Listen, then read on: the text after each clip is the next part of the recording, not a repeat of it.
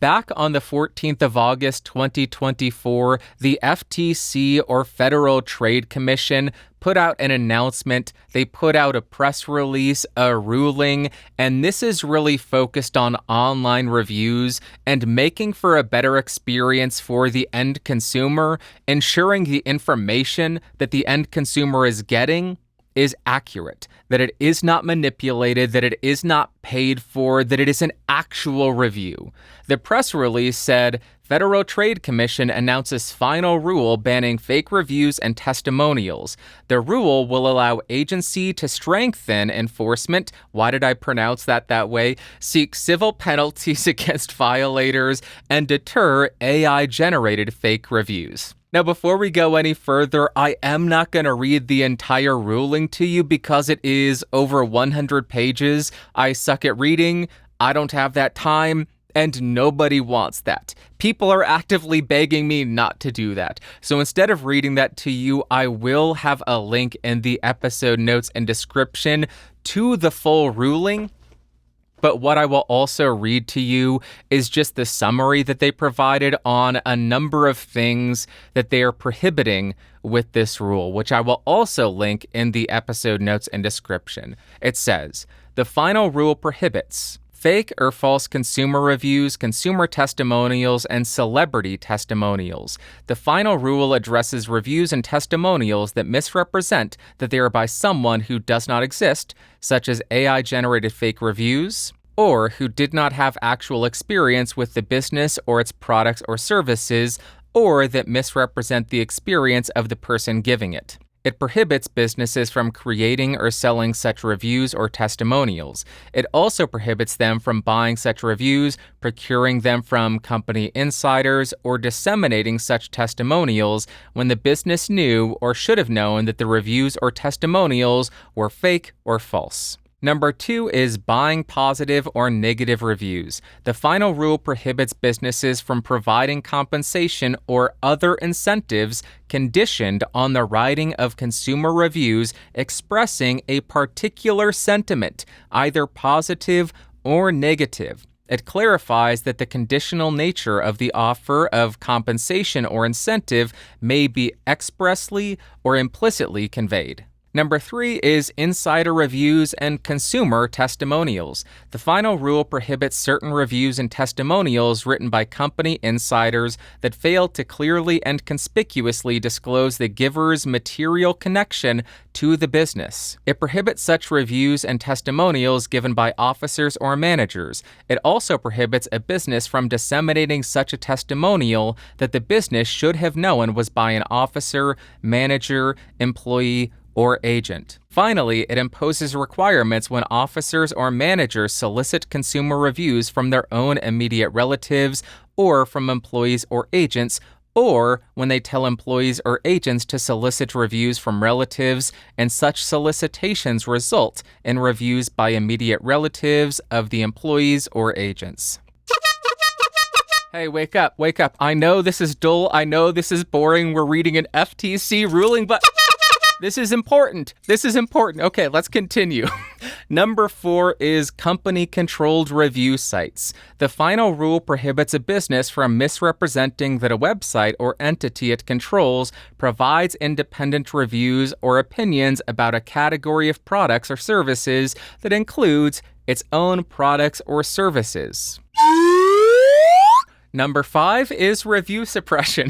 The final rule prohibits a business from using unfounded or groundless legal threats, physical threats, intimidation, or certain false public accusations to present or remove a negative consumer review. The final rule also bars a business from misrepresenting that the reviews on a review portion of its website represent all or most of the reviews submitted when reviews have been suppressed based upon their ratings or negative sentiment. And the last thing is misuse of fake social media indicators. The final rule prohibits anyone from selling or buying fake indicators of social media influence, such as followers or views generated by a bot or hijacked account. This prohibition is limited to situations in which the buyer knew or should have known that the indicators were fake and misrepresent the buyer's influence or importance for a commercial purpose. Hey, you, wake up. We did it. We made it through the FTC reading and you are still alive. That may have been dull, but I think it's important. And in order to celebrate, I'm going to give you a triangle hit.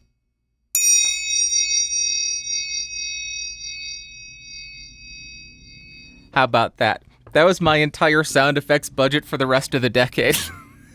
Now, if you have been following this podcast for a while, chances are you have no question why this ruling is required, because back on episode 198 of this show, over 200 episodes ago on the 5th of January 2020, I shared information on why something like this is required.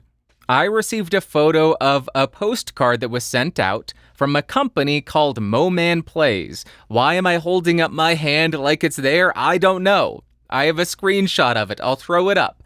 Moman Plays is a parent company, or was a parent company, I don't know anymore, but they were related to Cinco. Somebody bought a Cinco Mic D2, and then they received this postcard that said, if you provide a 5-star review of that microphone, we will either send you a free microphone or give you a $40 refund.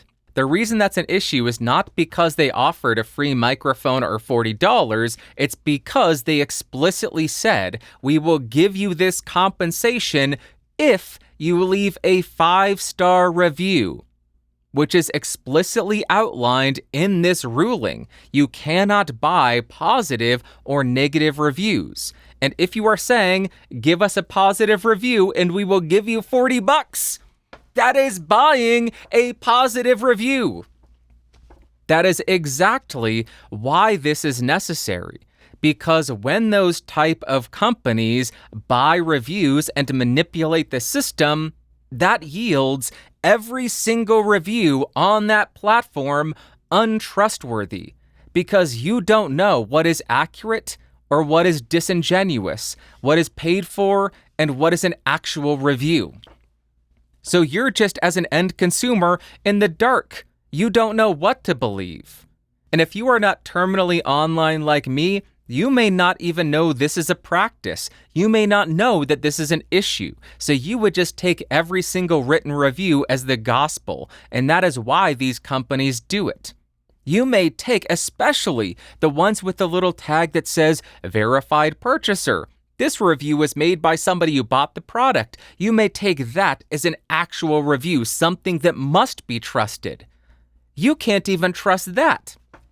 Reason being, in the past, I have seen emails where the company will send that out to people who have made reviews in the past and say, go ahead and buy our product, leave a 5-star review, send us a screenshot of that review, and then we will send you a refund via PayPal.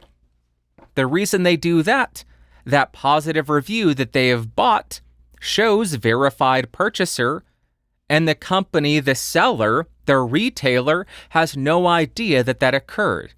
So it makes it really difficult for these retailers to police that.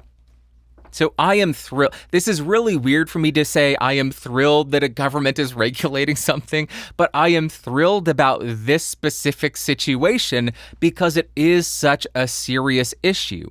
People rely on reviews to provide accurate information to make informed decisions, to ensure their hard-earned money is not being wasted on a garbage product.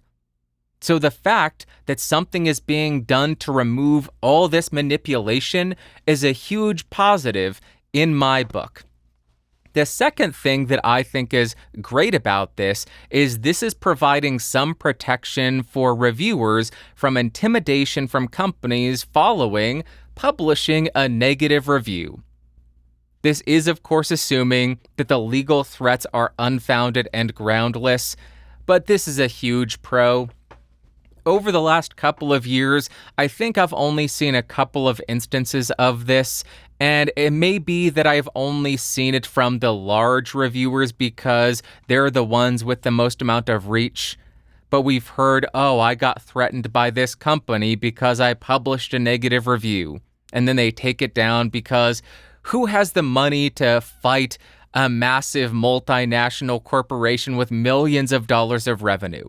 Very few YouTubers, online influencers have that kind of money to go into court and fight something like that, but even fewer individuals have that kind of money. So the fact that there are some protections that are being put into place to protect reviewers from that kind of intimidation, from that kind of review suppression, is a huge plus for me because I do review gear. I have never encountered that in the past, so I have no personal concerns or personal experience with it. I just like knowing that's there because I don't want to get an email saying, hey, you left a really negative review about this microphone or this product. We're going to sue your butt. So I like that. The last thing that I am thrilled about is they are focusing on stopping fake social media indicators. This means you can't pay for fake followers or views to artificially boost your perceived importance. This is great for companies who are going out looking for who they want to review their products, who they want to send samples to, but it's also good for reviewers who may go out and say, okay, has anybody reviewed this in the past? Is there an audience for it? Will I personally get any benefit in terms of traction, in terms of attention? Is this something that people are searching for? So I will go ahead and buy it and review it. It's also a benefit for us because it removes that potential manipulation of interest from consumers.